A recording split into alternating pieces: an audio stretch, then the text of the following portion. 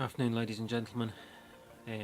Okay, so there's good news and bad news regarding the Vfr800 MOT. Made a video a couple of days ago talking about my MOT preparations. I put it in for the MOT yesterday morning, and unfortunately it didn't pass. So it needs a few things in order to get it through the MOT.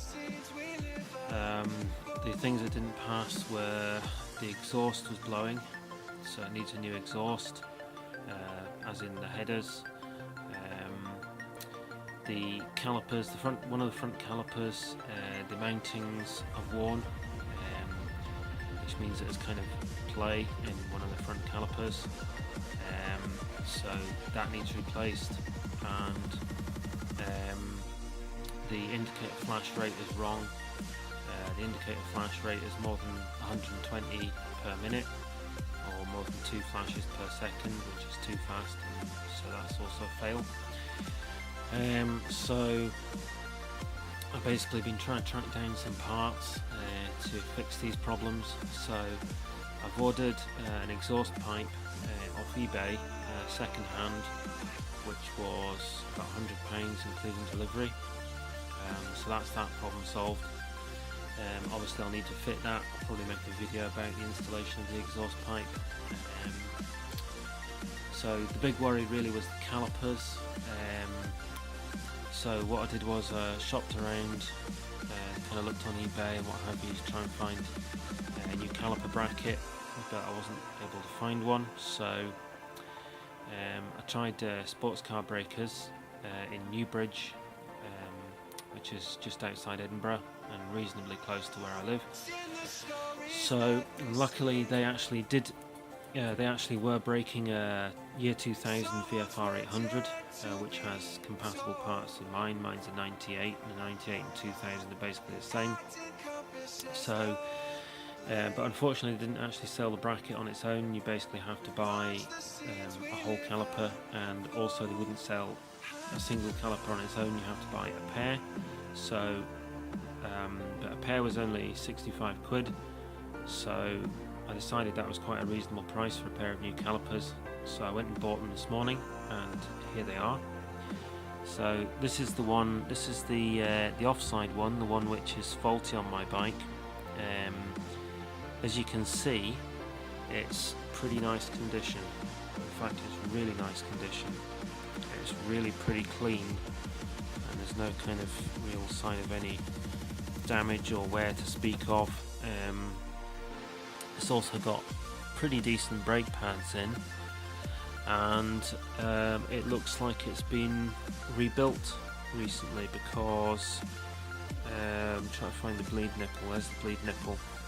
If you look at the rubber cover on the bleed nipple, that's quite new. I'd say that's been replaced quite recently. The pads look relatively new, and I noticed that there's copper grease on the pad pins. So all of that to me kind of suggests that the calipers have actually been rebuilt relatively recently. This is the other caliper. This is the one from the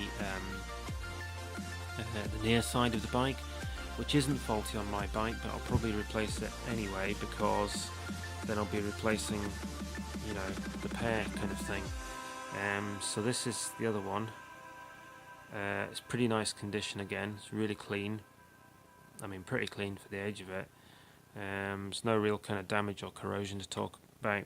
There's a little bit of corrosion on that bracket, but it's just kind of superficial, so I'm not really worried about that. Again, the pads look pretty decent, and again, the bleed nipple, if you look at that, that looks pretty new.